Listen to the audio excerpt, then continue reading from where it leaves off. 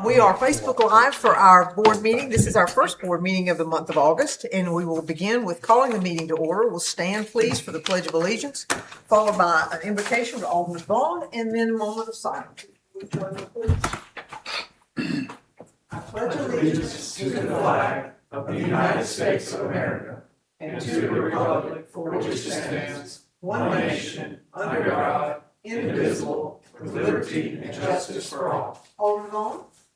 Let us pray. Good evening, Heavenly Father. Good evening, Lord Jesus. Good evening, Holy Spirit.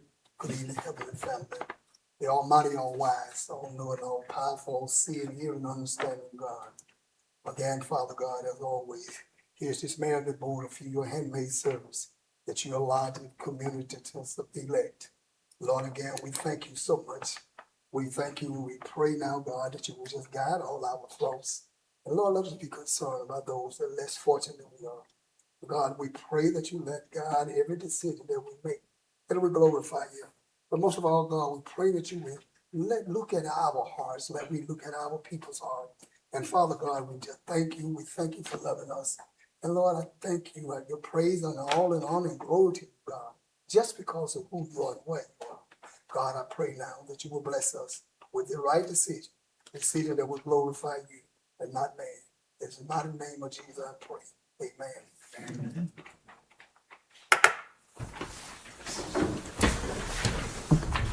Thank you, everyone. We appreciate you being here this evening. For those of you who may be used to our agenda, you can take note of the fact that we're trying a kind of a new format. So all the things that are at the beginning of the pages up to page, what is this, 1, 2, 3, 4, about page 5, are items that are currently labeled to be on consent.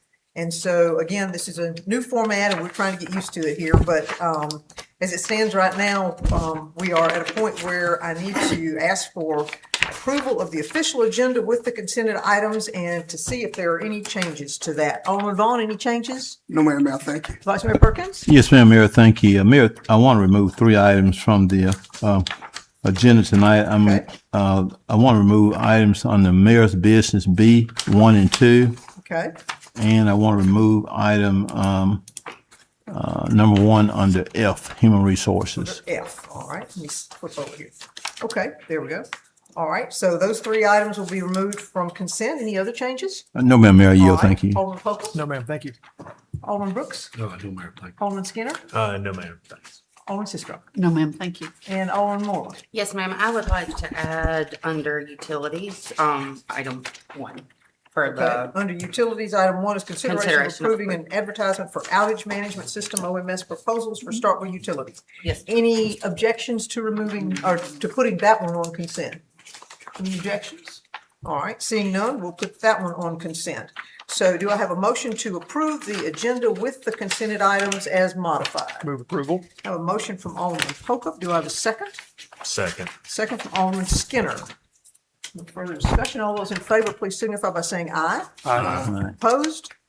All right, motion carries. Thank you so much. And with that, I will make my way through the new agenda with reading the consented items. First, we have consideration of the minutes of the July 17th, 2026 work session of the Mayor and Board of Aldermen of the City of Starkville. Then we have consideration of the minutes of the July 21, 2026 recess meeting of the Mayor and Board of Aldermen of the City of Starkville. Number 3 is consideration of the minutes of the July 24, 2026 work session of the Mayor and Board of Aldermen of the City of Starkville. Read the whole thing, I'm sorry. And then under Mayor's business, we have item 3, which is consideration of advertising for bids for a 2-year contract for mowing of University Oddfellow Cemetery, Martin Luther King Jr. Drive, Highway 182, Oddfellow Cemetery, and Brush Arbor Cemetery. Number 4 is consideration of the resolutions authorizing the lot mowing liens for parcel number 1180-00-338.00, which is located directly north of 307 West Main and 200 Curtis Street, as provided in the attachments. Number 5 is consideration of the resolution authorizing the lien for 245 Ruth Road, as provided in the attachments. 6 is consideration of authorizing the staff to advertise for bids for the replacement of flooring and carpet at City Hall. Under board business, C1 is consideration of calling for the public hearings on the 2026-2027 budget and tax millage for the City of Starkville. Under engineering, we have D1, consideration of approving just compensation offers for construction easements for 6 parcels for the Spring Street North Phase 3 TA project for the total amount of $10,230. Number 2 is consideration of approval to advertise for the concrete term bid project. Number 3, under engineering, is consideration of approving task order number 8 for Neil Schaefer, Inc. for Tibby Watershed draft FEMA map review for an hourly not to exceed amount of $18,000. Under finance and administration, number 1 is request approval to purchase Next Request FOIA software from Civic Plus for a cost of $12,288 for the first year with an annual cost of $10,788.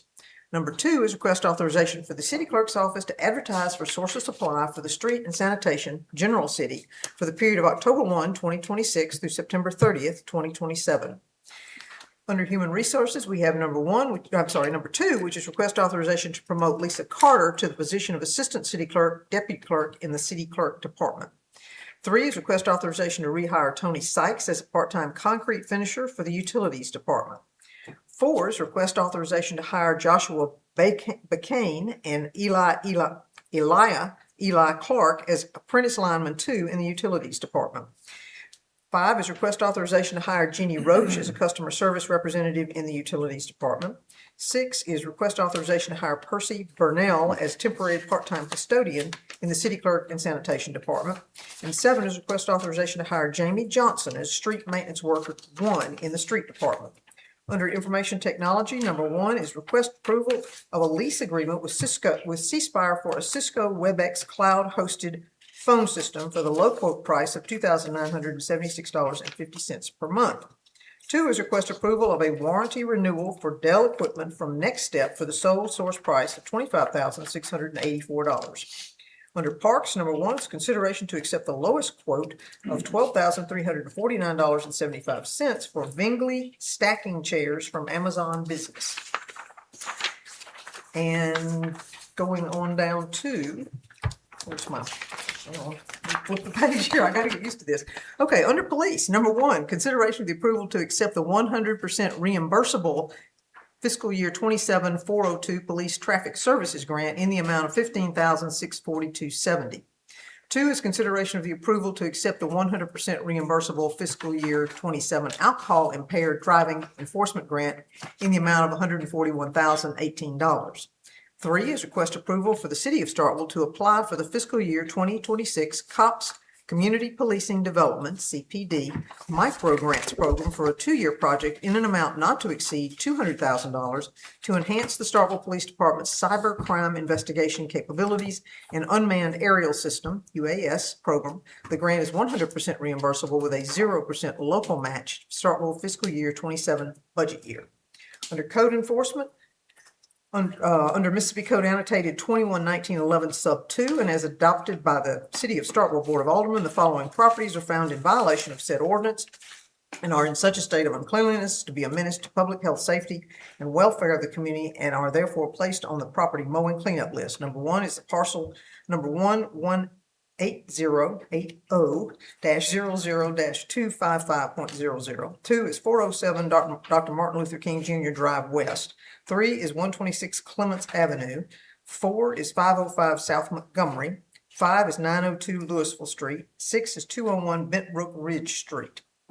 Under sanitation, request approval to declare a 2015 Freightliner sweeper, VIN last 4 digits 7450, a 2015 Mack front loader garbage truck, VIN last 4 digits 3375, and a 2020 Peterbilt front loader garbage truck, VIN last 4 digits 7239 as surplus and advertised for sale to the highest bidder.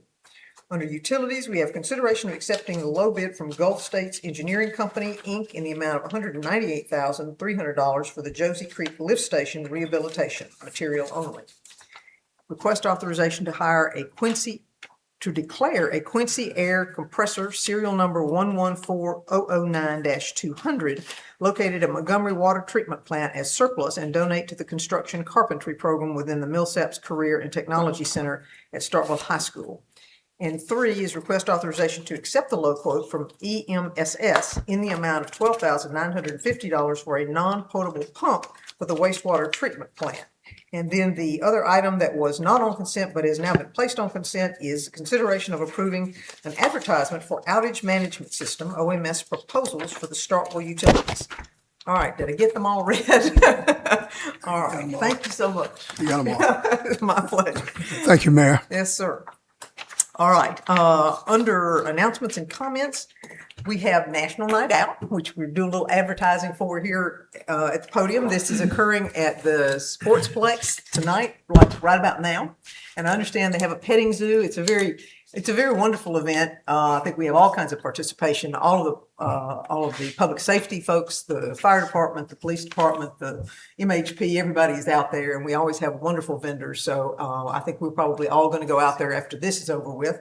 But in the meantime, I think there's lots for folks to enjoy out there. So we'll make that little announcement for that. And then I will cease on that. Anything, Alderman Vaughn, anything you wish to announce? No, Mayor, thank you. Vice Mayor Perkins. Yes, ma'am. Mayor, thank you so much. And Mayor, and I'll announce to you when I yield the floor. But three different things, Mayor. Let me mention the first thing to our Honorable Mayor. Mayor, as a very respectful follow-up to my communication with you about the residents on Chickasaw Street and Rolling Hill subdivision with all the vehicles there, I was under the impression that would be making its way to the board on our agenda for consideration. As of this afternoon, about 2:45, I was still informed that the particular address which you have, 63 Chickasaw, Yes. Those vehicles are still there. And I've gotten a number of communications and complaints about those vehicles still being there. Would you please check on that, and maybe we can get that on the agenda, that resolution that matter is not being resolved. And so with that number of vehicles that are continuously there, I think there's some remedy on our ordinances so we can address that. Could you do that for us? Yes, sir. Didn't want to interrupt you. Sure, but yes, sure. I think there's already a case that started on it, but I will see where it is in the process. And could you keep me informed, Mayor? Absolutely. Greatly. Thank you very much, Mayor. With that being said, I want to recognize a couple of our department heads. And when I asked to recognize, I like for them to approach the podium so we all can be very professional continuously in my recognition. And Mr. Smiley, would you and Mr. Honorable Chief Ballard come to the podium, please? Just want to recognize both of you, please.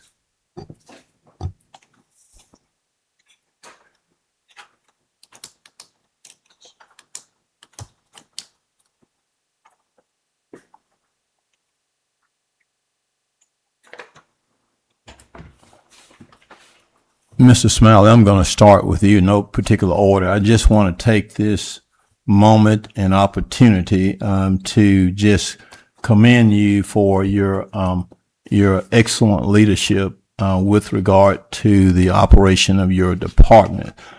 I always see your staff on assignments, regardless of the season, including this season of this superior hotness and this high level humidity. And it's very evident that they understand who their leader is, and they understand what their expectations are. Your staff do a very exceptional job in keeping our city clean. They always, that I'm aware of, getting the garbage picked up in a very timely manner, cutting the grass, manicuring the grass, and these are workers that even my constituents bring to my attention that are just out there in the heat of the day. And some of us cannot even just stand and walk outside to get in our vehicle, much less working in that type of weather. And I just want to take this privilege and opportunity just to say thank you for your commitment to ensure that your team individually and collectively continue to spotlight our city, because we all understand, the Honorable Department Head, that if someone's garbage is missed, if one street is not mowed, that you will hear from that with all deliberate speed. So just want to personally just say thank you for all that you do, and just thank you for serving as our department head. And we thank you for your wealth of experience, and that you are just leading and guiding and training your staff in a very immaculate way. So for all those things, I want to say thank you. And I would like for you to just share that with your employees who come to work, very dedicated, very diligent. And even when I see single employees alone, meaning that by themselves, they're on assignment. They do their job. And I really appreciate that and respect that. Thank you, Mr. Smiley. You're welcome. Honorable Chief Ballard, I want to take this opportunity and say thank you for your exceptional leadership. We are very fortunate to have you as our police chief of this city. I have traveled throughout these towns and cities throughout this great state of Mississippi. And it is hard to find a police chief that matches your caliber. I often read about and see where there are, at times, comparisons that are tried to be made of Starkville. And no one can better say this of those who have personal knowledge. You know, I've been living in Starkville all my life. And except for the 5 years I was in Jackson working with the House Representative in the Attorney General's Office in the Department of Corrections. But you do a very thorough job. You are very excellent in your leadership, and you have a very dynamic team. Your team understands their assignment at all times, and they perform very professionally. They perform with class, dignity, and honor, and they are sharp on their feet. And your leadership is so transparent. I'm going to repeat that again for emphasis. Your leadership is so transparent in your briefings and in your information. And we appreciate that. And you are so intellectual about getting the facts and understand the moment and getting the information to the press and the community who likes to emerge on the scene with hopes of finding something to report about. But you get the information out to the city, to the community, to the press, and to the public in a very correct manner. And hopefully, people will realize that you're going to get it right all the time. And your officers are so well trained. They're so well versed regardless of who is the initial one on a scene. They are fully equipped with training, knowledge. They know what to do. They make great decisions. They understand what you have trained them. And you have done just a superior job in keeping our city safe. What I want this state and others outside this state, and even those here, in case they do not know, this is not a relatively safe city. We are a very, very safe city. I say that because I have personal knowledge. So if anyone on the outside say it's not, then I think matter of fact, personal knowledge is going to prevail in the court of law. And so, with that being said, Chief, you keep it safe. I see the college students, the young ladies, the young men, sometimes together day and night, because I'm at my office all the time. I'm there. I see the young ladies, they walk in, they're safe. In the morning times early, they're safe. At dark, they're safe. From students, Mississippi State. They don't seem to have any fear about them. Even when they come out of the Rick's Cafe, they walk across the street, they're safe. Why they're safe? Because they know we have a great police department who's here to serve and protect. And the great thing about Starkville, what a lot of people don't realize, you remember, Chief, when we talked about the interview out there in the mayor's absence a few years ago, I told Channel 9 that they try to get me what's been the most important thing that I've witnessed in Starkville. I told them what I would like to respectfully and professionally talk about tonight. You said out there, you and Lieutenant Lovelady, I said, I want to talk about our police department. You remember that, right, Chief? Yes, sir. And that's what we talk about, and that's what I'm talking about tonight. So we have cameras throughout our city, and thanks to the mayor and this board, following your leadership on that, we're going to continue to do that. We're going to continue to be safe, and in this community, we have a zero tolerance for crime. So if crime is committed, the zero tolerance and the greatness about it, Chief, you get the investigation done. It doesn't take you forever to get an investigation done. And when you get it done, you come out with a press release and a press conference, and you inform all of us so meticulously, so comprehensively, so thoroughly, and so efficiently. So that's what separates Starkville from other places. You know, we're vibrant, we're growing, we're a safe city. Our parks, our downtown, our economic development. So there's no comparison with Starkville in any other place. We know how to do it. We're one team, we're one family, and we're one unit. And I said all that broad discussion. Whenever the vice mayor says something, there's a reason. And but it all shines a great light on you, Chief, and we appreciate that. We appreciate the very great and excellent leadership in your team, you know, from the officers to all the way up to the top command. You have a great intelligence center. Whatever you need, they know how to put it together. I mean, all you have to do is just speak it. When you speak it, you know, you heard the saying of E.F. Hutton, when he speaks, people listen. When you speak to your staff, they listen. They understand. And that's the greatness about that. So Chief, I want to say thank you for all of your exemplary work. And the Vice Mayor is not doing this to take up time. We have to say these things to say thank you, because you keep us safe. You know what to do. You know how to do it. You give it to us accurate, and it's fully transparent. And we appreciate that. And thank you for your service. Thank you for the assistant chief. Thank you for all your command staff and your entire team. And we're going to continue to be one family, work together, be safe, continue our intelligence center, our cameras. We have over 50,000 people in this city daily. And you keep them safe. They walk the streets. These young ladies walk the street. Young men, they're away from home. And the parents send them here. Why? Because they know that we are safe. And we don't tolerate crime here. And if somebody commit a crime, you know what to do with it. And we thank you for that. And Mr. Smile, thank you for your work, and thank both of you. Mayor Yeo, thank you. Thank you, Vice Mayor. Alderman Fulcom. No, ma'am, thank you. Alderman Brooks.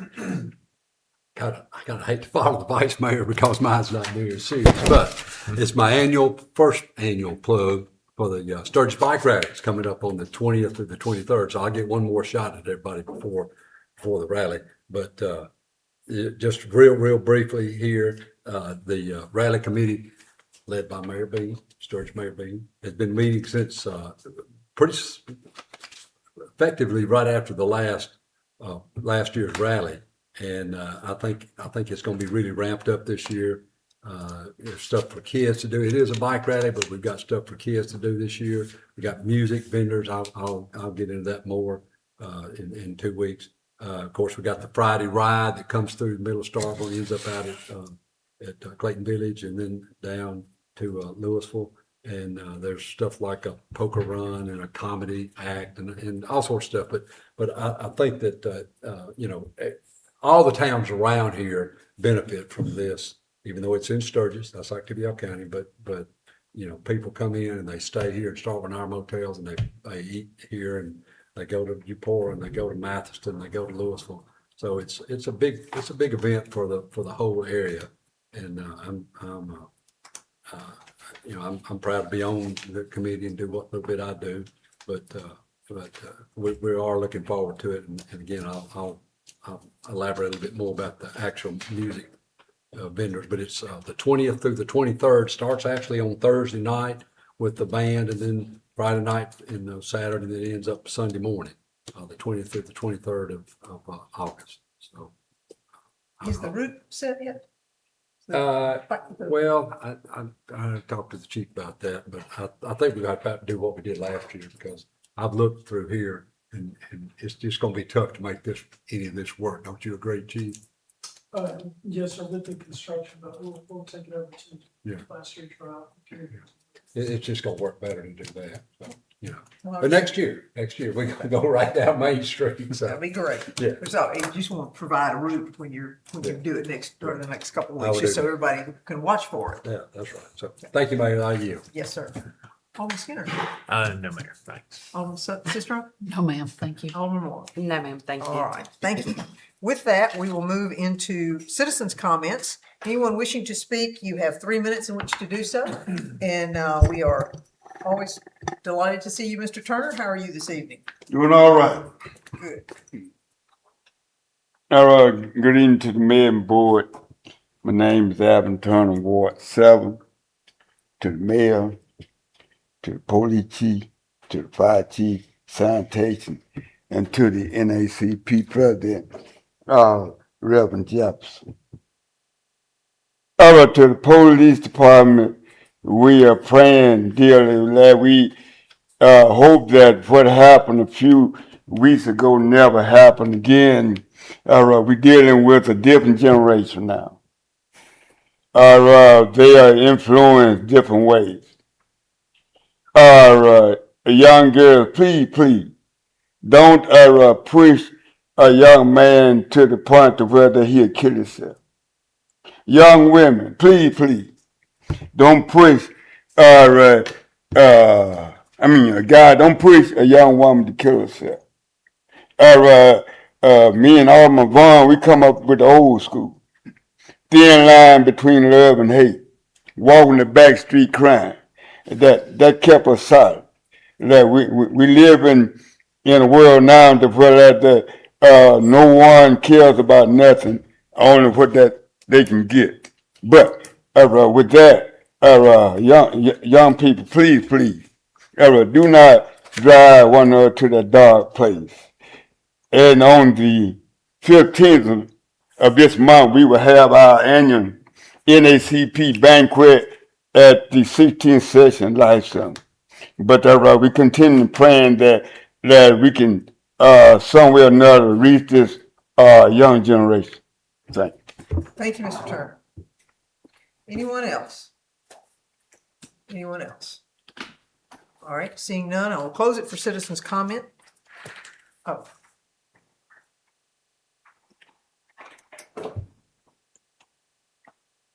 Yes, sir.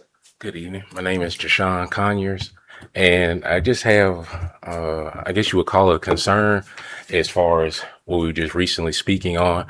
If there was any type of way that we could expand on possibly any youth programs, after school programs, mentorship programs, as far as, obviously kids are just going back to school. They're going to need more routes as far as when they go home. There's hours in between when they get off, when their parents are there. We're saying that there's issues, that there's youth violence that goes on. And I think one of the main issues that it is that they just have a lack of outlets for them to go to. They have a lack of programs that they can. And the ones that they have, there's very thin budgets that they have to operate with. So it's keeping them from being able to do the best that they can or offer the most services that they can for the youth here.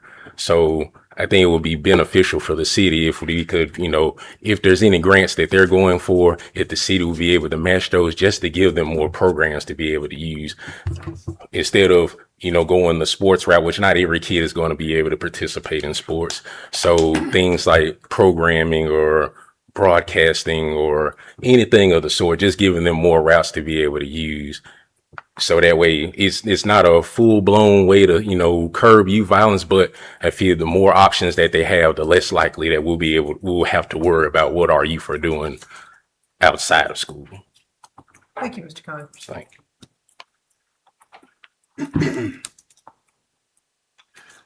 Anyone else? Anyone else? All right, seeing none, I'll close it as under citizens' comments, and we have public appearances. Mr. Christopher Thompson of Starkville Voices has a presentation he wishes to make under our public appearance heading. Good afternoon, Mayor and Board as well. Thank you again for inviting me out here as well for this presentation about a new organization called Starkville Voices. Thank you, Alderman Vaughn, as well. So basically, this is going to be very brief as well. I take the whole 10 minutes. I have a little 1-2-year-old who want to get to that for that petting zoo as well. So we're going to leave out that to go out to the sports place. But in case you have heard on Facebook, there's been a new group called Starkville Voices. Around May, the conversation came up where I would say the last minute of last year, started thinking about a way, how can we inform our public? How can we inform people who want to run for office or people who are elected officials, what's going on within our city and also our surrounding communities? Through that conversation with family and also through other leaders in the city as well. In May, we began to launch a group called Starkville Voices. Starkville Voices was first launched as a page just to spread event information and also information that's going on within City Hall. But since May, that page has grew tremendously. To God be the glory as well. But think about it, we have did, and this PowerPoint is going to basically take us to what Starkville Voices has started with and what's going on right now and what our future plan is leading forward.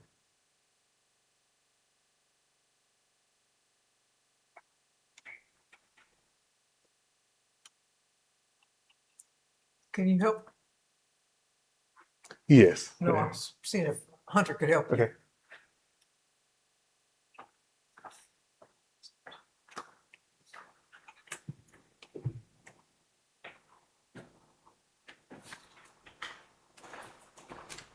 Okay. So this is basically Starkville Voices.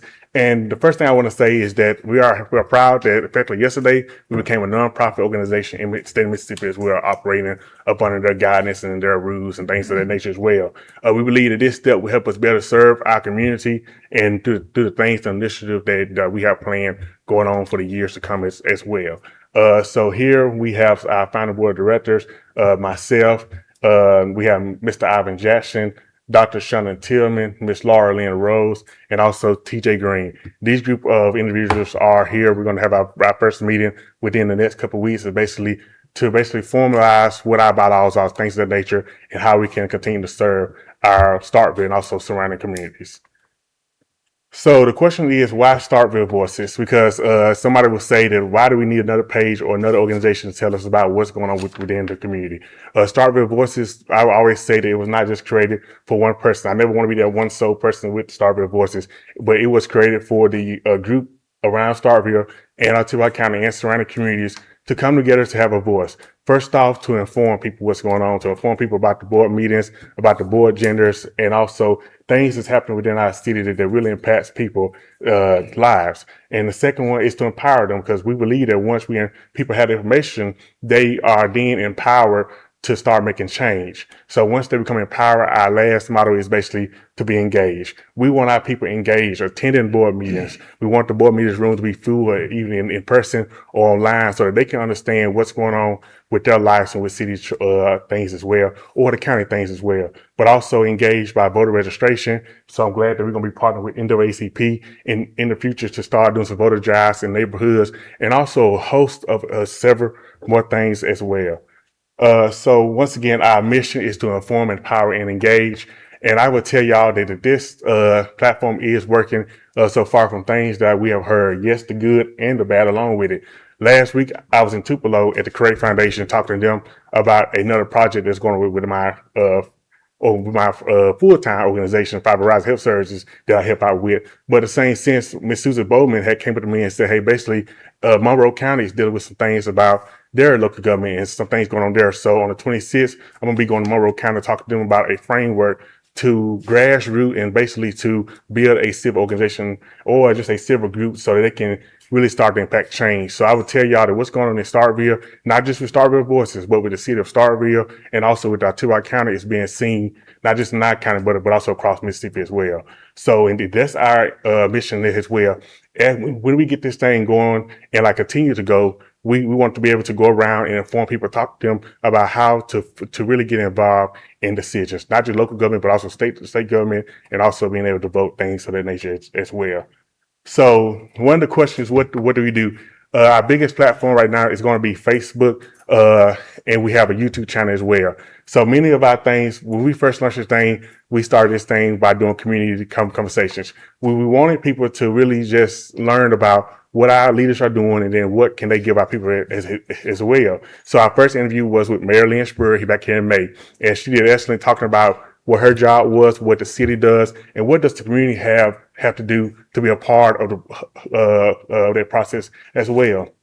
Our second one was with Mike Taggart with the Chamber of Commerce, and then our last one has been with Dr. Tony McGee. This month we have one with Ward 5 Gentlemen, and on next month we're going to be hoping to reach out to the police department, just again so that we can have people to really understand what's going on. And in the future, we're going to be doing one with MSU athletics. I'm in the conversation with Zach right now, talking about what kind of things what does football and athletics bring to Starkville? Things of that nature for our benefits as well. But you would not always see my face behind it. This is just the first street. My goal is to have our board and our community advisors, a part of Starkville Voices, come in to ask those questions and talk about this to start a conversation as well. We also have a town hall that we're going to be doing with Mayor Lynchburg and also Board of Supervisor Marvell Howard on the 15th at the Needmore Center. So I want to thank Mr. Gregg and Starkville Park and Recs for their partnership with that as well. So the impact so far, we have reached thousands of community members, a greater awareness with local government, partnerships with community leaders, and also we're seeing the interest in civic engagement. And if you realize with Starkville Voices page and like what we're doing, we're trying to put out there not in a negative way, but in a positive way. How can we get more engaged, but not by just talking about all the bad, but at the same time we're acknowledging the bad, but how can we change it to be positive as well? But also we want full transparency, and we ask that through our community conversations with our city leaders. And we thank God that since May that has been happening, where our leaders come on and say, hey, this is what's going on, this is how it's happening, this is what the community can do. So looking ahead, what's next for Starkville Voices? There will be expand our voter registration, grow our ambassador volunteer network, strengthen engagement. One thing that I'm planning right now is, y'all know me from Boys and Girls Club, my former job. So next year I want to partner with some organizations to get something small going for our youth, 8th through 12th grade, so that they can learn about local government, state government, things of that nature. Like a little small summer camp, but you will hear more about that as the year go on. Host community conversation, not just having one with the mayor and the board president for the Tillamook County Supervisor, but also coming to y'all wards and say, hey, would you like to partner with Starkville Voices to do a small town hall for just your ward as well? And I also want to highlight Alderman William for Poker for doing it as well with his as well, where he hosts his own town hall. So we want the conversation to be for our people in Starkville. And then the last one is basically share local leader story. Not just our community leaders, our elected officials, but also if you have somebody in your community who you want to highlight, spend a spotlight on, just like what the city of Starkville does in a more or less way, we're going to be going around to say, hey, just highlight these people and also these businesses that are doing the work in Starkville. So once again, thank you all for what y'all do. Just like I said, again, wanted to come and tell y'all what's the true impact of Starkville Voices, and that's only to inform with factual-based information, empower and engage our community as well. So thank y'all. Thank you, Mr. Thompson. We appreciate that. Appreciate it, man.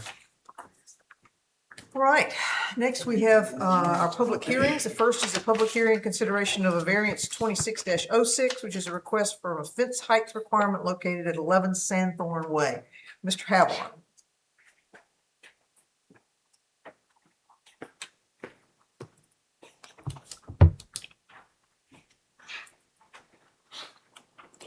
This is VA 26-06, a variance request by Amanda Puckett from a fence height requirement within the front yard at 11 Sandthorn Way within a SD2 zoning district. The applicant is requesting the fence primarily to provide additional privacy for the rear of the property and to allow for some landscaping room between the porch and the fence. This is the plat that they produced for the property. So it's on a corner lot. This little notch out right here is a back porch. If they were to follow the requirement, the fence would actually be on the back porch and then go that way. But what they would like to do is have it come out into the yard about 5 feet, and then that would allow for additional landscaping between the fence and the porch. The construction on the fence had already begun, and then the building official or one of the building inspectors spotted it and spoke with the homeowner. They immediately stopped construction, came to the planning office, and applied for the variance. And so in this image, you can see the partially built fence view from Greystone, which is the side street that it faces. And then the other one is from Sandthorn, which is the street it's addressed off of. So you can see how it kind of sticks out about 5 feet. It's pretty much still in line with all the other houses as it goes down. As you know, there are criteria for variance review and approval. The special conditions, this is a corner lot with two streets, so both streets and yards are treated as a front yard. The condition is unique to corner lots and doesn't apply to interior lots. The literal interpretation, applying the height limit strictly would prevent the applicant from having the same basic privacy commonly afforded to the interior lots. Hardship, the applicant did not create this condition. This lot was platted before the UDC was approved or is in the process of being built and platted. And the corner lot configuration, therefore, it already existed. Special privilege, approval would not create a unique privilege. It would be addressing the constraints that are similarly situated corner lots also experience, but not the interior lots. Minimum variance, there is no other relief being requested from setback or location requirements or other standards at this time. Consistency, the proposal remains residential in character and fits the surrounding neighborhood and is not expected to negatively impact the adjacent properties or the public welfare. The request was noticed in accordance with the UDC.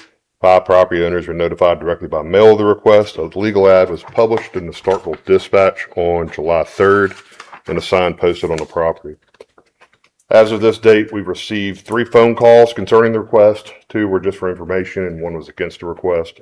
I don't remember what the actual comment for against it was, but they did not show up at the Board of Adjustment Appeals meeting. The Board of Adjustment Appeals unanimously recommended approval of this request at the July 22nd meeting. Staff also recommends approval based on the variance criteria that we just presented. If there are any questions. Okay, any questions, Alderman Brooks? You know it. R3A, right? That's how this thing was platted, if I remember right? Yeah, I think it was rezoned to R3A. Yeah, that's the way it was, yeah. Okay. So there's no problem with the visibility or the sight lines or anything? Not on this one. I mean, it's in the rear. I mean, it's not toward the actual intersection.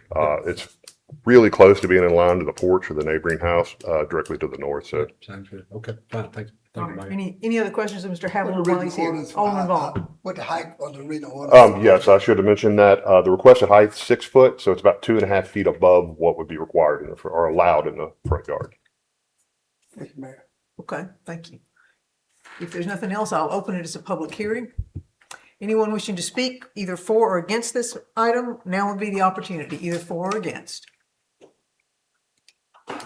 If you would, please identify yourself. Yes, ma'am. Yes, sir. I'm Hastings Puckett. My wife, Amanda Puckett's, who applied for the variance, and she had a conflict today, so I'm filling in for her. Represented it real well.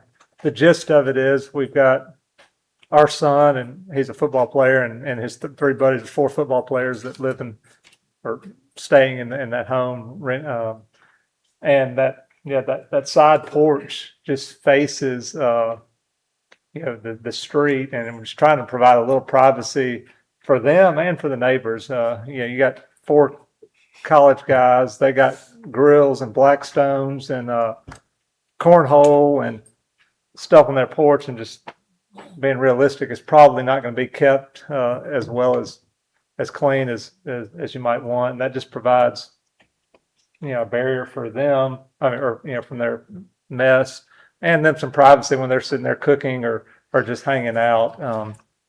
And that's the kind of the purpose why we wanted to build that fence there.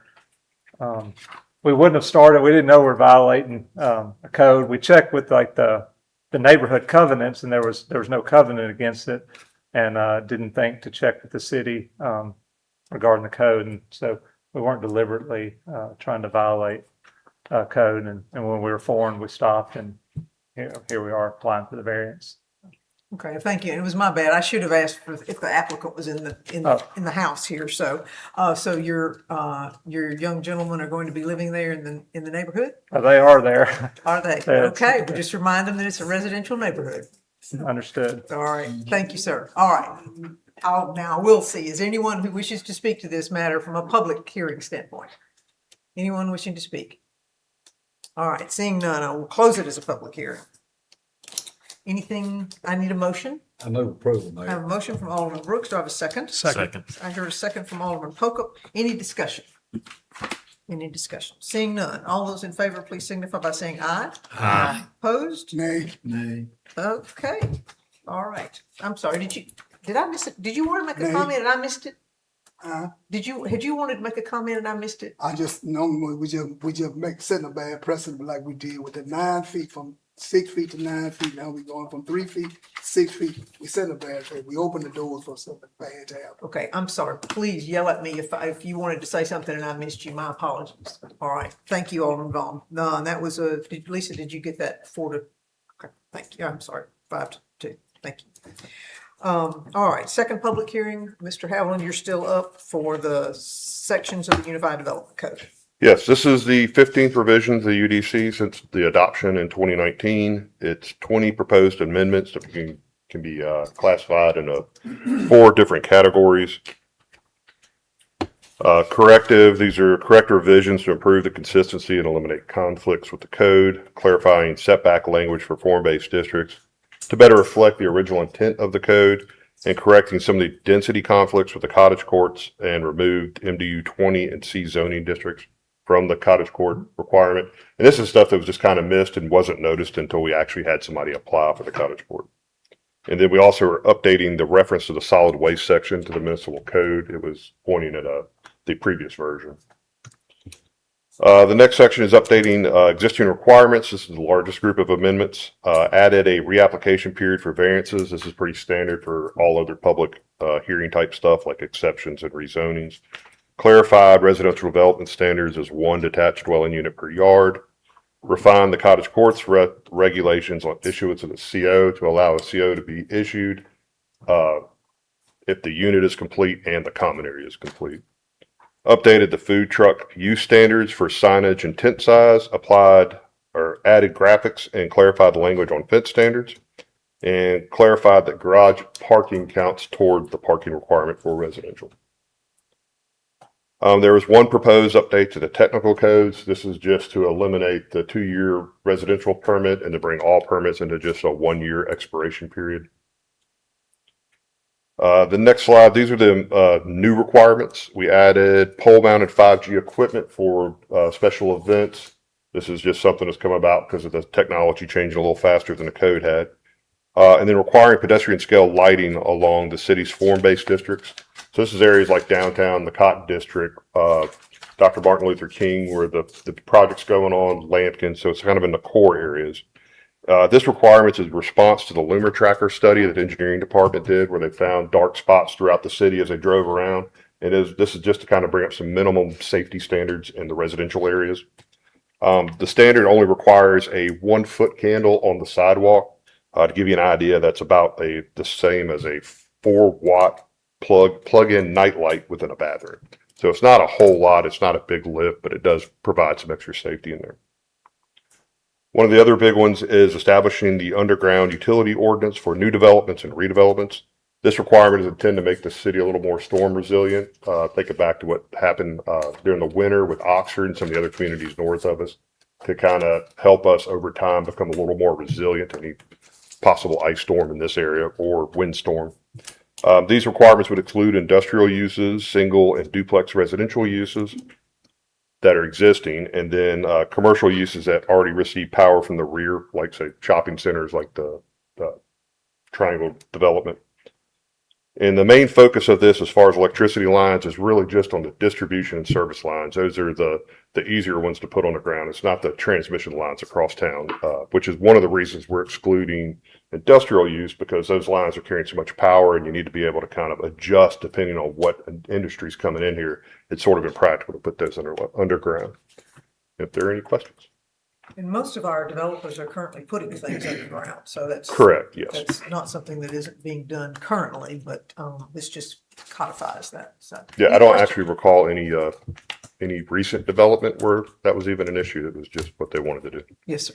Alderman Skinner. I've had a couple calls in the last day or two on the underground transmission lines, and they're worried that by requiring that to be when houses are built, that's going to push the price of housing up. The transmission lines are excluded from the ordinance. Okay. It's just distribution and service. Okay. Yeah. All right. Thanks. So any of the stuff that's like real high power, like a transmission, Mr. Kemp could speak more to that on me, but putting those underground is very expensive with vault systems and stuff like that. This is just distribution and service. Okay. All right. Thanks. Anyone else before I open it as a public hearing? All right, seeing none, I will open this as a public hearing. Anyone wishing to speak to this matter, now is your opportunity. Anyone wishing to speak to it? Anyone? All right, seeing none, I will close it as a public hearing. Do I have a motion? I move approval. I have a Mr. motion, Taylor's Paul. done a good job on that. I've read through that and I commend you on that. Thank you, Alderman Brooks. Do I have a second? Second, Second from Alderman Sistrum. and Any I other- I concur that it's well done. Okay, I was gonna say, any other discussion? All right, we have concurrence. Anyone else? Anyone else? All right, all those in favor, please signify by saying aye. Aye. Opposed? Nay. Okay, thank you.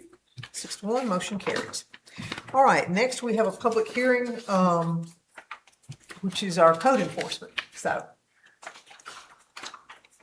this is a 21-1911 to determine whether the property located at 586 Curry Street with parcel number 118P-00-106.00 is in such a state of uncleanliness. This will be a menace to the public health, safety, and welfare of the community. Yes, sir. Good evening, Mayor, Vice Mayor, and Board Alderman. I'm here to bring this 21-1911 to you for 586 Curry Street, Starkville, Mississippi 39759, parcel number 118P-00-106.00. The property owner on the property link shows Thomas Luther, and you can see here pictures from the roadway were taken on February 6, 2026. And you can see the overgrown vegetation in the front, along with some loose and rotted siding from the side of the property there. Here's another look at the front of the property, kind of showing some more overgrown vegetation. The first letter of violation was sent February 9th, 2026. We made contact with the owner, advised of a permit that he could get and apply for to do work or demo the property. The permit was not received. We sent a second letter of violation June 8th, 2026 to continue the process. A warrant to be done on the house was signed by Judge Kelly July 6th, 2026, and executed July 7th, 2026 by myself, Sergeant Gillen, Building Official McMullen. Here you can see the front of the property, in the back of the property here, with the stairs being rotted and unused. Got some separation here on the base.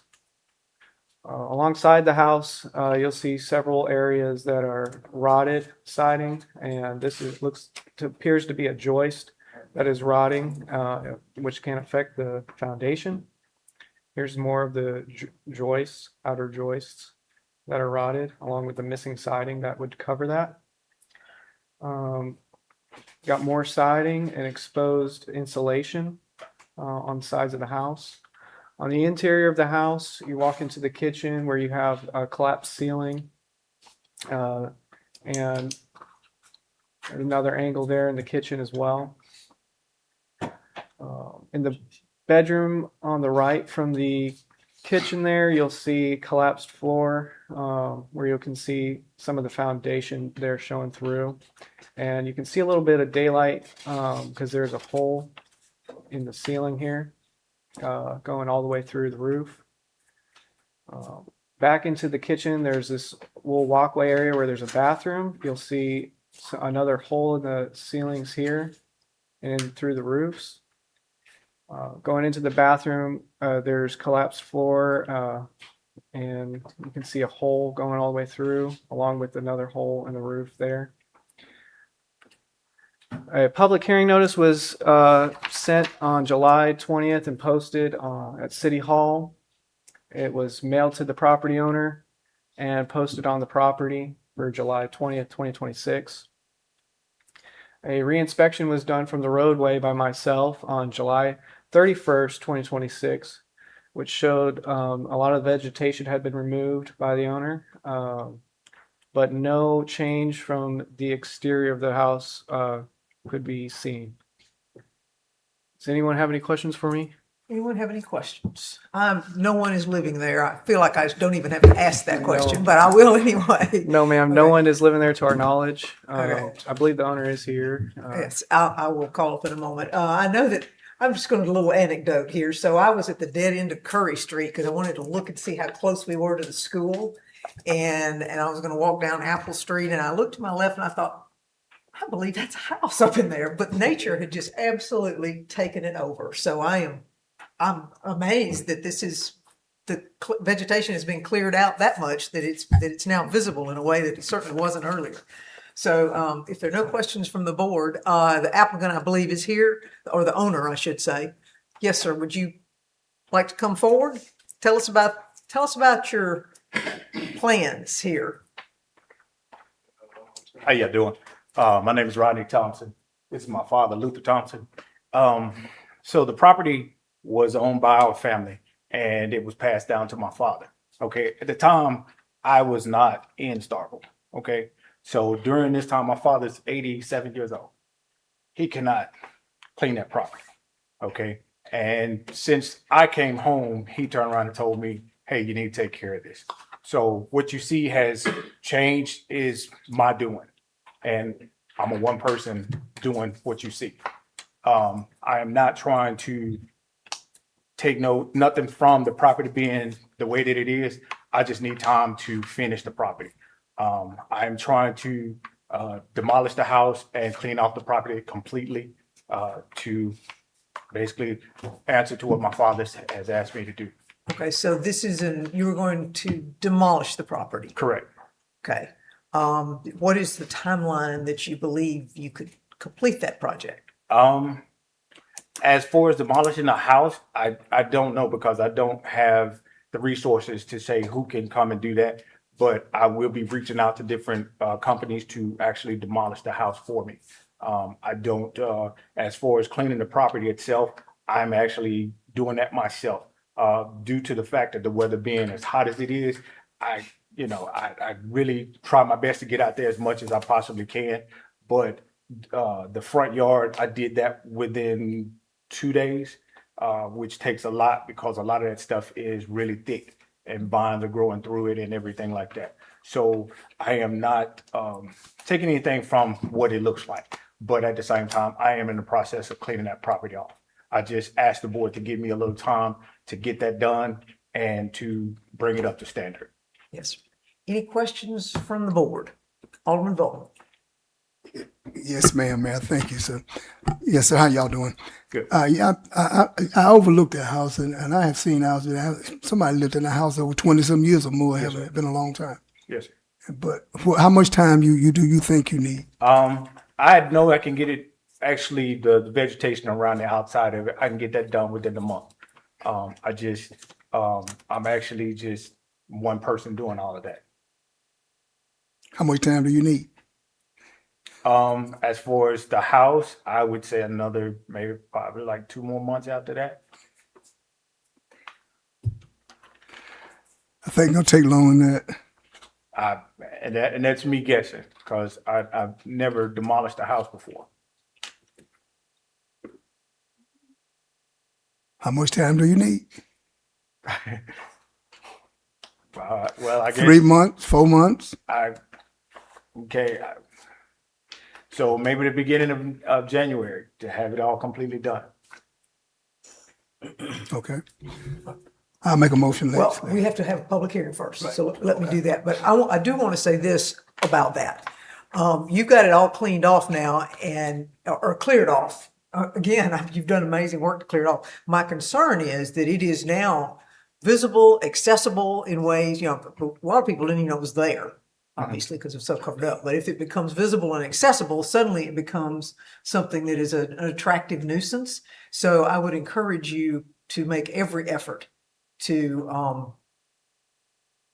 screen it in some kind of way or to get it down as soon as you possibly can, because it does become an attractive nuisance. So any other questions of this gentleman before I open it as a public hearing? Alderman Moreland, did I see your hand? Yes, ma'am. And I don't know what you're planning on doing with the property, but hats off, because that's pretty impressive. I got to give you that. That's a lot of sweat right there. But I don't know if it's one of those things the fire department could look at if we cleared what was above the house to where that didn't catch on fire. to where they might could help with that too. I didn't know if that was an to option. possibly burn it. I think it may be in too close a quarters, but we can certainly have Chief Davis take a look and see if it's something that can be burned. So right there where that pole is to the right side, Yes. there are trees that are going through the power lines. And I would like to try to get those cut by the city so that I don't damage those power lines. And then from there, I can take those trees down and then possibly get the house demolished or burned or whatever the case. Well, may be. that will depend on what kind of power lines there are. We'll take them down for you to do the work. Correct me if I'm wrong, Mr. Kemp. We will take them down for you to do the work. But if they're the heavier lines, the main lines, then we certainly will assist you from a tree standpoint. But we can remove the lines so that you can take the trees down. Is that accurate? Yes, ma'am. We can take the service lines down. The service lines. That was the word I needed. So, okay. Madam, Yes, Alderman Vaughn. It's in another house, it's another house there, kind of close to you, aren't you? No, so to the left of that house, it used to be a house sit there. They have cleared that property off. That property is completely House on clean. the end. And right, that's that one on the very, very end. I do have a question about the property line on that. From the right-hand side of that house goes downhill to where the school is. Yes. And then there's a fence. So I don't know whether that property, it belongs to the hillside belongs to me, or does the hillside belongs to the school? I think it's a 50-50 proposition there, but that's one of those things that we can certainly help you look at. We have maps that will show Okay. at least a close proximity to what's what. Okay. Okay. All right. Well, if you will let me, I'll open it as a public hearing and we will see if anyone wishes to speak to this matter. Okay. All right. Thank you, sir. Anyone wishing to, you can step back. Thank you. Anyone wishing to speak either for or against the finding of this piece of property to be 21-1911 such that it is a menace to the public health, safety, and welfare? Anyone, either for or against? All right, seeing none, I will close it as a public hearing. Do I have a motion So move. with what, Alderman Vaughn? What time frame? What do you say, January 1st of the January year? 1st? Yes, Okay. I have a motion to approve the public hearing or the finding of 21-1911 with January 1st as the deadline for the cleanup. And Chief Davis, would you take a look at that at some point and see what the possibility is, please, sir? Okay. Do I have a second? Second. I'm sorry. Yeah, Public- That sounded like Well, sorry, my head was turned. All right. I have a motion and a second. Any further discussion? Seeing none, all those in favor, please signify by saying aye. Aye. Opposed? All right, motion carries. Thank you so much. What you got, man? All right, Let him know what he got. sir. Let him know what he got. How much time do you have? Oh, yes, we will give you until January the 1st, and Chief Davis will get with you to see if it's possible to burn it. And the electric department will look at taking the service lines down. Thank you, Mayor. Okay? Yes, sir. Uh-huh. All right, next we have, and I'm gonna do just a little bit so this doesn't feel quite so redundant for everyone. So we have four separate parcels of property. They all have the same address, so I don't want anyone to get confused. The same address is 305 Everglade, but there are four parcels that are included in that. So we'll have a little bit of redundancy about this, but we will go through this 21-1911 as well. Good evening on this 21-1911 for 305 Everglade Avenue, Starkville, Mississippi, 39759, parcel number 118J-00-074.00. The owner shows on property link as Brooksville Garden Group LP. It's going to be this little tiny parcel here. And let me add a little further. I'm sorry to interrupt, but the reason this is it's a mowing, it's a grass mowing, but the reason that we have it under the 21-1911 sub 1 is that the sub 2 only allows you up to $300, and this is a higher cost for this remediation. So I'm sorry, Yes, go ahead. and it also includes trash as well in these parcels. However, this parcel, there we go. This inspection from the roadway was taken to see some of the tall grass that hadn't been cut. It was taken by Sergeant Gillen on June 24th, 2026. Notice of violation was sent June 25th, 2026. And a warrant was signed by Judge Kelly July 14th, 2026, and executed by myself and Sergeant Gillen on July 15th, 2026. The inspection showed the tall grass around the areas here getting really tall. We had several complaints from the residents of the grass. Here you can kind of see more of some of the trash and how overgrown the grass had gotten there. Public hearing notices were posted at City Hall July 15th, 2026, mailed to the owner July 15th, 2026, and posted on the property July 15th, 2026. A reinspection of the property was done by myself and Sergeant Gillen on July 28th, 2026, which showed the lots being completely mowed.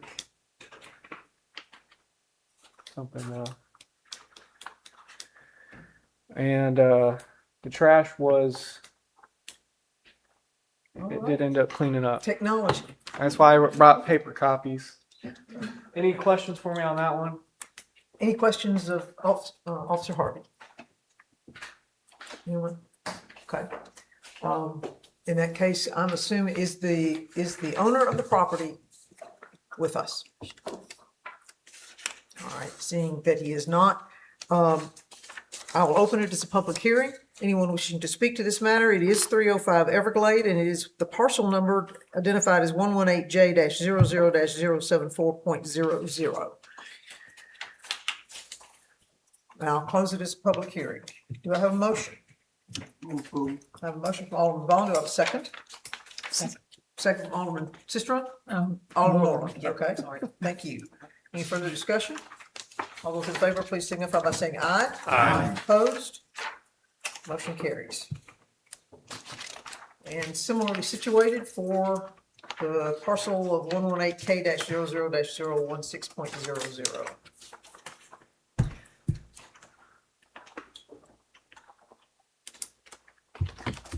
Okay, well, we got some IT help up here.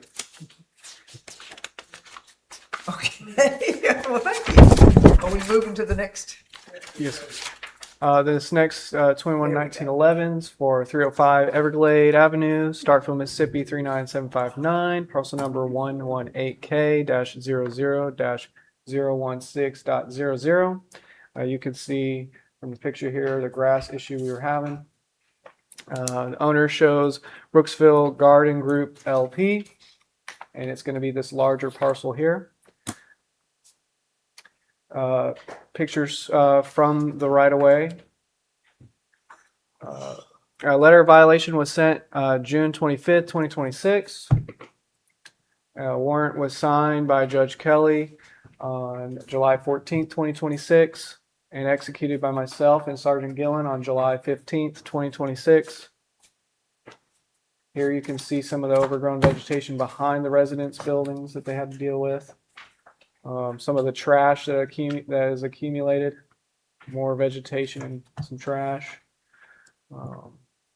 Here's some more grassy areas, just how tall it really had gotten.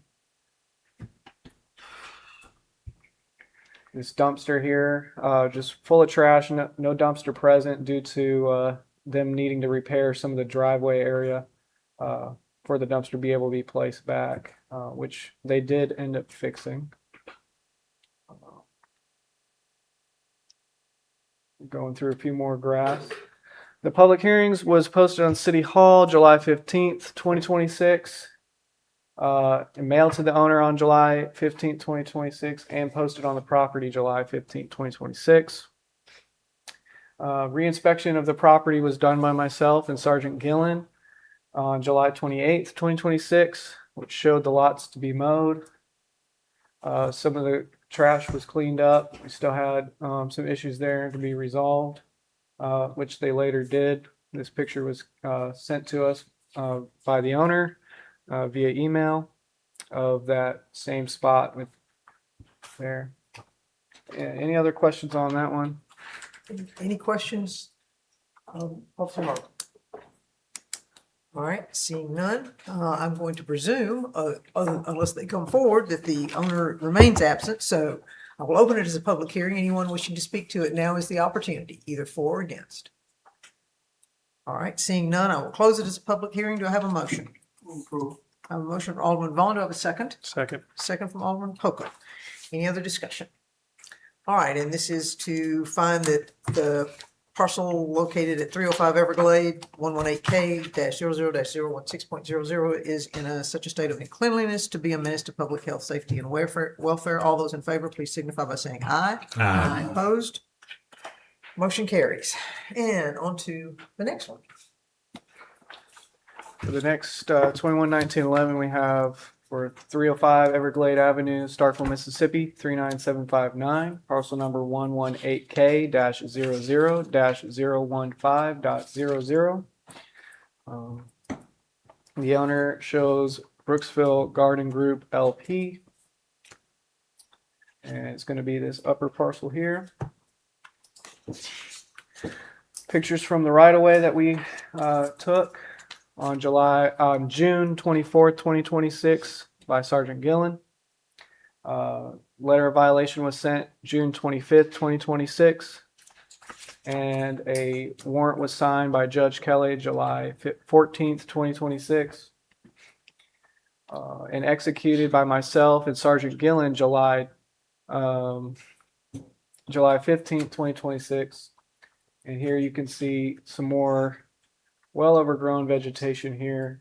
Some of the residents took it upon themselves to try and mow every once in a while when they could, so some of the grasses were lower. And you can kind of see some of the trash there as well. More pictures of the tall grass around the area. Here shows some of the back of the residences. Just how tall some of that grass really got.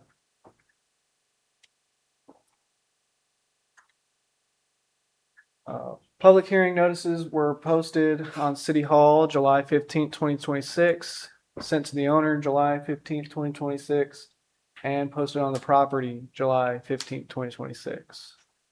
Reinspection of the property was done by myself and Sergeant Gillen on July 28th, 2026.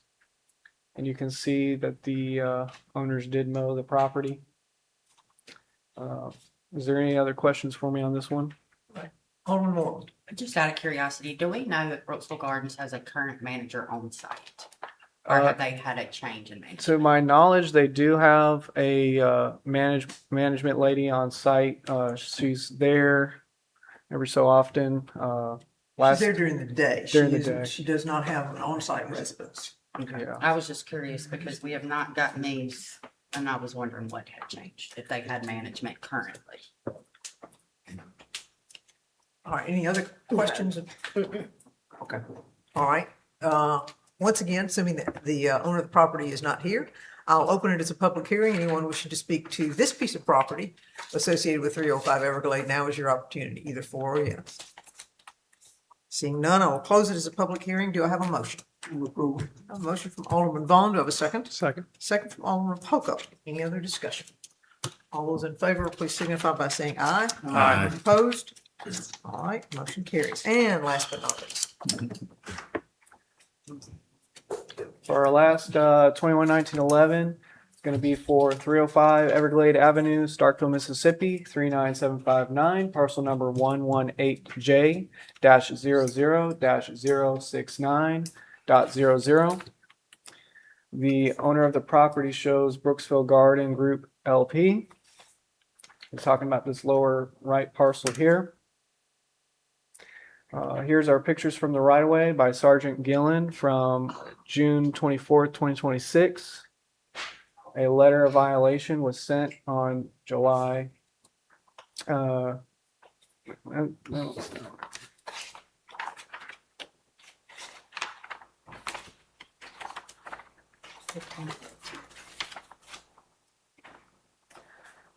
it not the 10th? It's dated the 10th, July 10th, 2026. And that's correct. So that way the warrant would be signed by Judge Kelly on July 14th, 2026. and was executed by myself, Sergeant Gillen, on July 15th, 2026, which showed the more trash accumulating and grass overgrowth all throughout the residence here.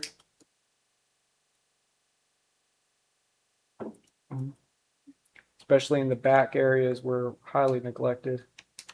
Public hearings were posted at City Hall on July 15th, 2026, and mailed to the owner July 15th, 2026, and posted on the property July 15th, 2026.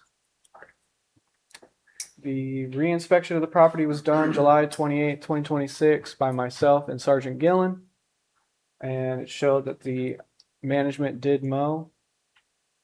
Is there any other questions on me for this one? All right, any questions on this last parcel? Alderman Brooks. Mayor, I've been trying to gather my thoughts on this. Correct me if I'm wrong, but this group bought this property about 5 years ago from an out-of-state No, a New York group. New York yes. group. This is a Mississippi group. Mississippi yes. group. They're I think based in Madison, and I can promise you that we're not going in Madison. But and if I remember right, they came in front of us and made several representations of how they were going. Yes. They've clearly fallen short of what they promised us. I don't know what we can do other than fine them for this mowing, but this is ridiculous. Well, I think we have an opportunity at the next agenda item we take up. Okay, we're good. That'd be good. We need to do something.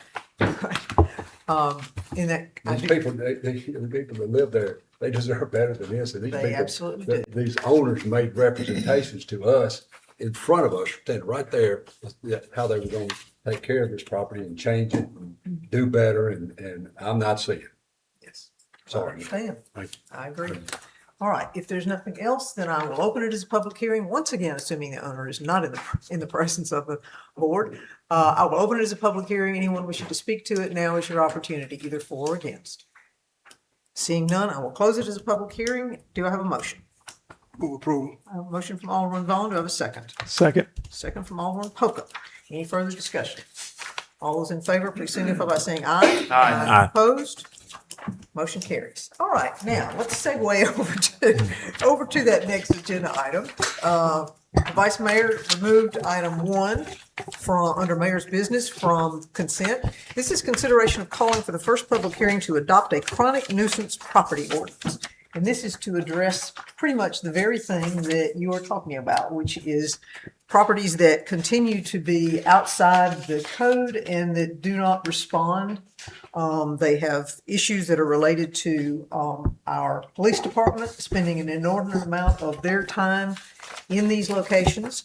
And that is the goal as it relates to this ordinance. This is basically, what I do is steal from other cities. This was a Tupelo ordinance, and we took it, modified it to reflect the things that are appropriate for the city of Starkville. And the chief has looked at it, and I passed it to the vice mayor. Mr. Huskisson has looked at it. So this is strictly calling for the first public hearing in order to pursue the adoption of this. So we will have certainly a couple of more. So Vice Mayor, since you removed it from the agenda, I'm assuming, or removed it from consent, I'm assuming you wish to speak on it. Very briefly, Mayor, thank you for the recognition. As you correctly stated at the work session on Friday, the Vice Mayor supports the concept of this ordinance. I only removed it, and we'll see the same thing with the next item on the agenda. I removed it just to bring to your attention just a couple of, as you mentioned at the work session, some housekeeping things. Number one is I would like to, as we have the first public hearing, to clean up and remove all of the language about the CAO, which we do not have, and the designee.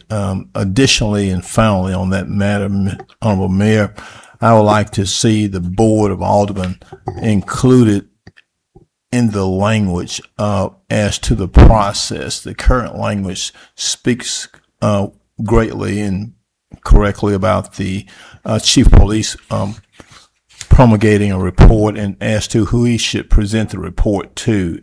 The proposed ordinance speaks to the mayor, the CAO, or the designee. And I'd just like to see the ordinance cleaned up by the removal of the language of CAO, designee. The report comes to the mayor and board of aldermen. That's the basis of removal. I'm in favor of the proposed ordinance, a very great ordinance. Just would like to see that housekeeping language cleaned up so it can be hopefully included therein when we have our first public hearing. And I yield, Mayor. Thank you. All right, thank you, Vice Mayor. I put the CAO in there because that position is still an active. We have not funded it, but it is still an active position. We did not delete it from our ordinance that created it at the time. And so I thought it was appropriate to have it in there. But if you prefer the Board of Aldermen, we can certainly draft one that reflects the Board of Aldermen as a part of that process.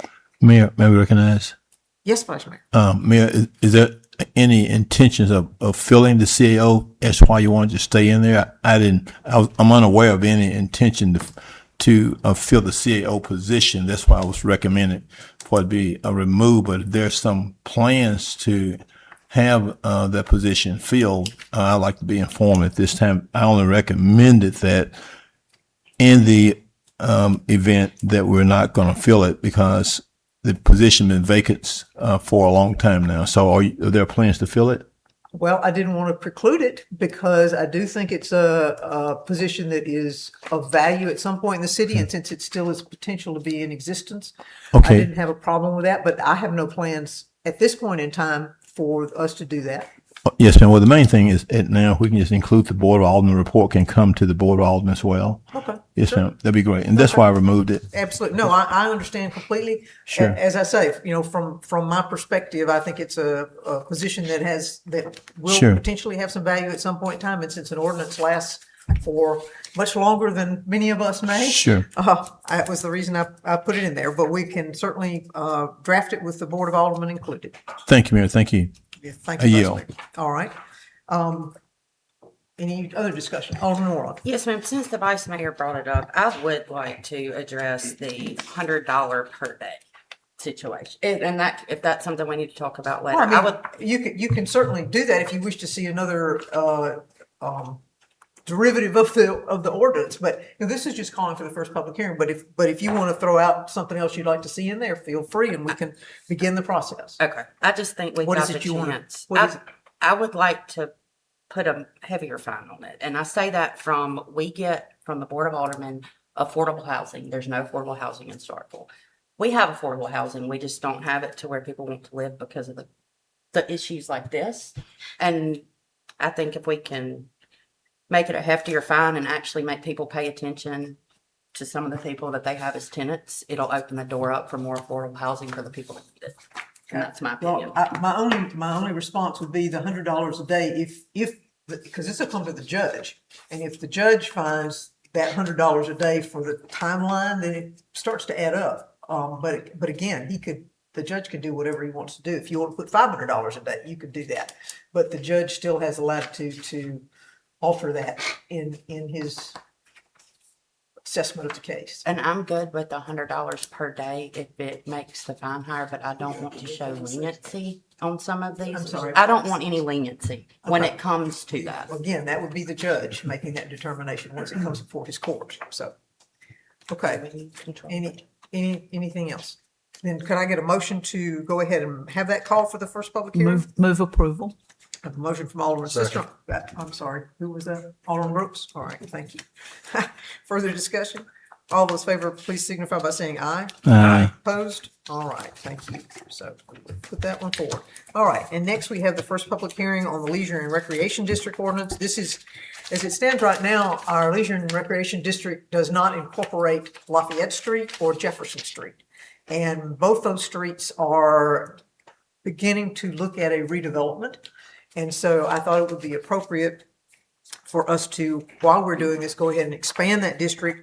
And it also calls for, at the chief's request specifically, a sticker that is part of the Go Cup, so that the police are easily identifying the date that cup was issued, so that the effort to get around that Go Cup requirement is much more difficult. unless they're going to go out and manufacture their own stickers. So that is the purpose behind that. Vice Mayor, I assume again, since you took it off, that you had something you wish to share. Yes, ma'am. Just for informational purposes, Mayor, I understand your intent. My inquiry to the Honorable Chair is, in this proposed ordinance, I noticed that at the intersection of Dr. Douglas L. Connor Drive and 182, the current boundary line is on the east side of the intersection, and it moves the boundary line from the east side to the west side on the school side of that roadway. I just wonder what was the rationale for moving that boundary line at the intersection of Dr. D.L. Connor Drive and Highway 182 from the east side of the intersection and putting it on the west side. I just want to know what the rationale before we got moving. Yes, sir. It was, from my perspective, it was to incorporate the Dr. D.L. Connor. I hope at some point in time the jail will no longer be there. Okay. And so there will be development that's associated with that would include that street. Very good. Thank you, Mayor. Thank you, sir. Any other, well, I do need a motion. Again, this is just calling for the first one. Move I approval. have a motion from Alderman Sistrunk. Do I have a second? Second. Second from Alderman Moreland. Now, any other discussion?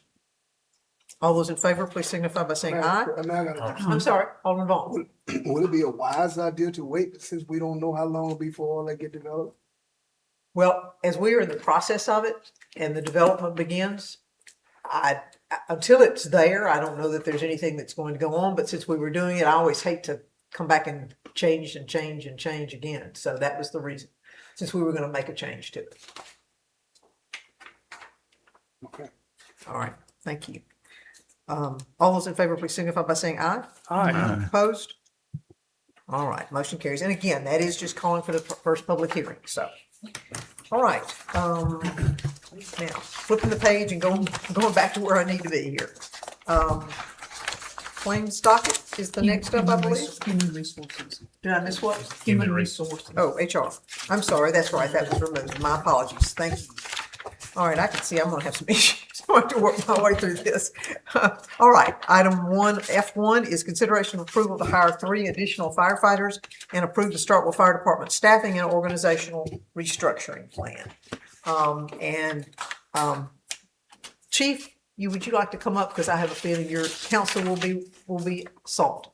This was in essence a discussion at the work session, and it is certainly relative to our need for 3 additional firefighters that would hopefully offset our constant use of overtime in the fire department. So would you like to do provide a little more information than that? That's certainly a brief overview, and then we'll turn to the Vice Mayor and ask him in particular what he might want to hear from. Yes, ma'am. As stated on last Friday, we wanted to do a restructuring, and we started with adding 3 new firefighters and doing a promotion that would include 3 lieutenants, 6 sergeants, and that would offset, well, actually the cost that we're paying in overtime now is around $350,000 from October to now, and the cost of hiring 3 new firefighters is around $204,000, and the difference was like $145,000. So it will not totally eliminate overtime, but it would help offset it. Okay, all right, thank you. Vice Mayor? Thank you, Mayor. Mayor, I listened to the work session very carefully, and the proposal from the fire chief is very involved. At this time in the fire department, of course, and I'm going to try to move as fast as I can, so those who may want to attend this event tonight, but he has, at this time, of course, we have the chief, the fire inspector, he has the executive administrative assistant, he has the training officer, the fire inspector, the fire marshal, 3 battalion chiefs, 3 captains, he has 9 lieutenants, 12 sergeants, and 21 firefighters.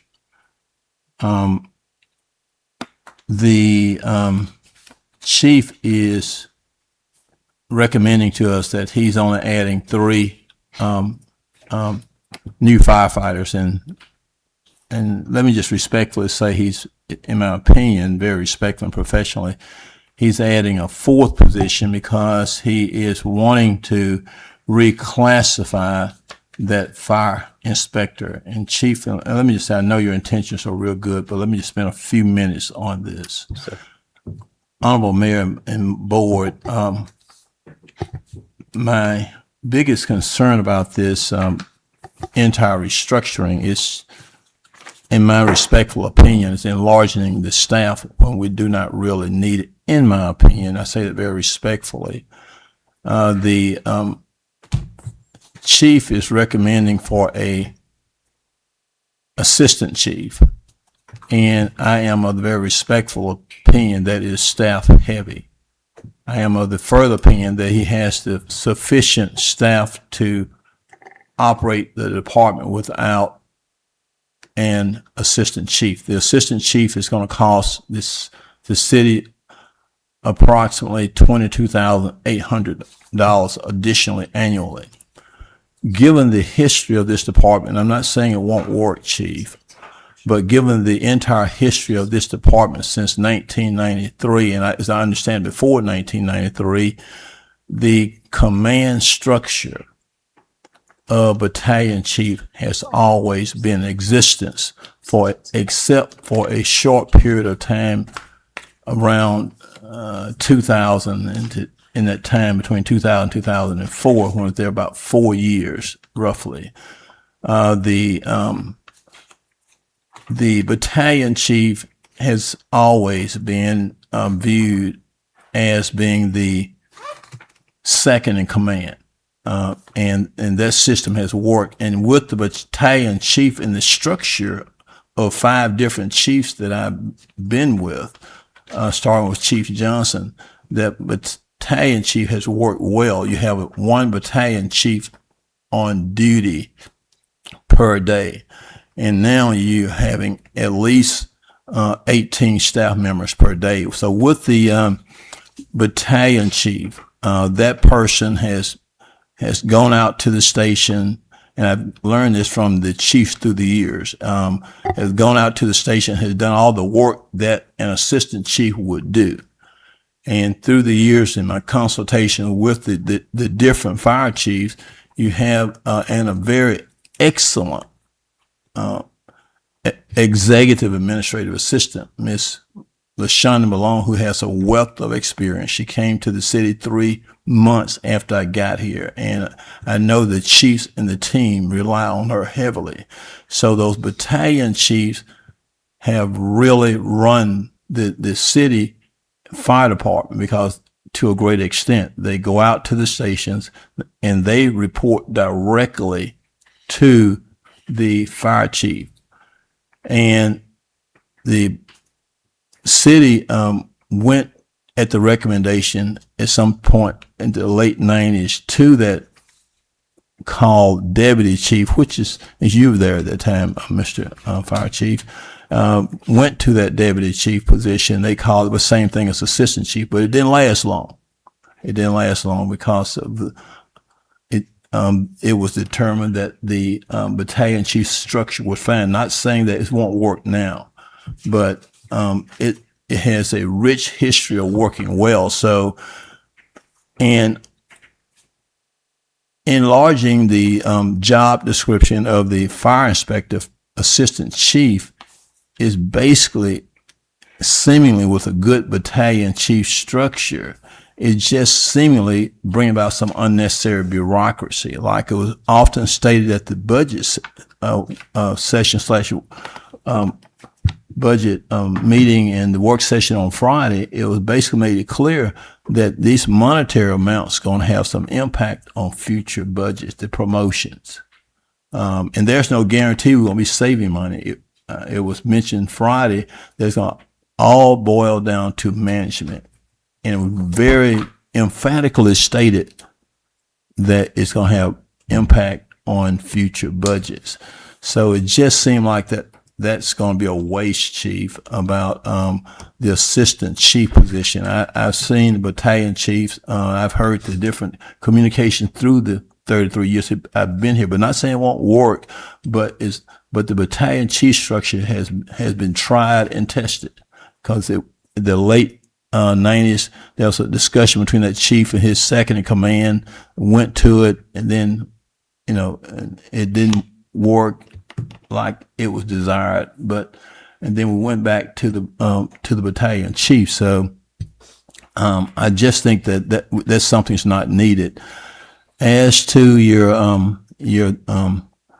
firefighters, is asked whether they're going to save money. We don't have any evidence it will. It looked beautiful on paper. It was well written. It looked very flashy, but that's not to say it's going to save money. It's going to all boil down to leadership. I'm not saying you can't do it, but it's going to take some very sound leadership, because in your materials, it mentioned about that people are out for various reasons.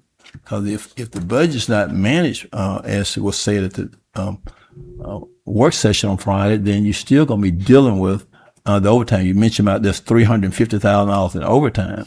So the savings, if any, remains to be seen.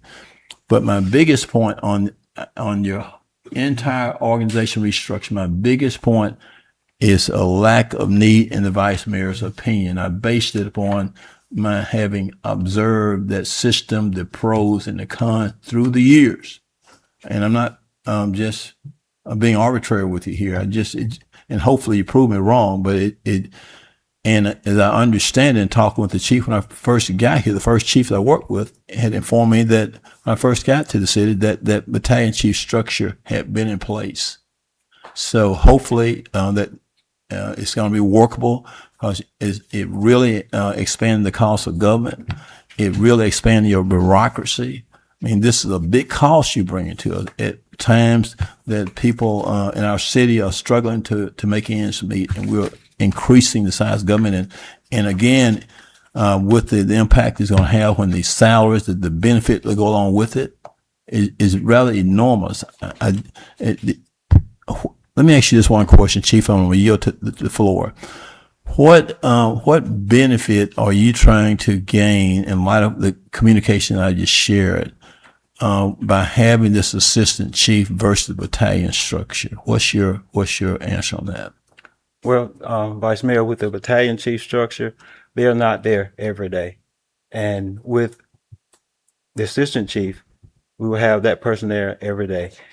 When we are having things done, such as repairs to trucks, one battalion chief is on this day, another one is on another day.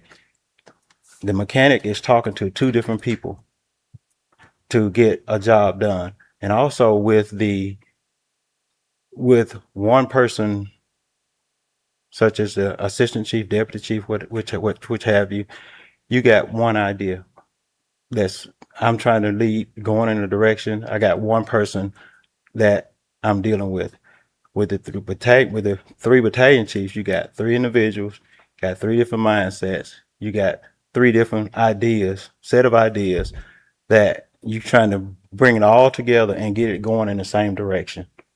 We're trying to move forward in a positive direction, and we need the best help that we can get to make it to that point.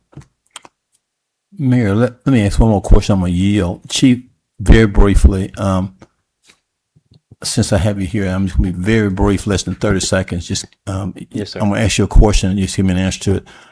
I noticed that Station 5 is operational now. How long has it been operational? Maybe about 3 weeks. And is Station 3 closed now? Yes, sir. How long has it been closed? The same time. They moved from Station 3 to Station 5. A year, Mayor. Thank you. Yes, sir. And just to piggyback off the Vice Mayor, one of the things that from my position I have found useful is to be able to know who's in charge when you're gone. Yes, sir. And that single person, that single point of contact, because I don't know who's rotating as a battalion chief at that point in time. So that's just one other element of that from a discussion standpoint or just a perspective standpoint. Yes, ma'am. So any questions all right, Alderman Moreland, I see your hand. Hey, Chief Davis. Okay, so I'm a big fan of this because I've sat in on every single budget meeting since you've been chief, and we have tried to figure out a way to cut your unscheduled overtime. I do think that does that. And I know that the promotion piece, your guys have been acting up in that role going over a year, and I would say Jonathan Wade as well. I know that Jonathan Wade might as well be the assistant chief. We're just making his salary match that. So hats off to the guys that you have over there, and I just wanted to say good job with what y'all are doing. Any other discussion? I do need a motion. We should have done that first, but do I have a motion? Move approval. I have a motion to approve the consideration of the hiring of 3 additional firefighters and the fire department staffing from Alderman Sistrunk. Do I have a second? Second. Second from Alderman Skinner. I'm gonna have to put a K by there so I know which S I'm doing. All right, any other discussion? Any other discussion? Seeing none, all those in favor, please signify by saying aye. Aye. Opposed? Nay. All right, thank you. All right, now to the claims docket.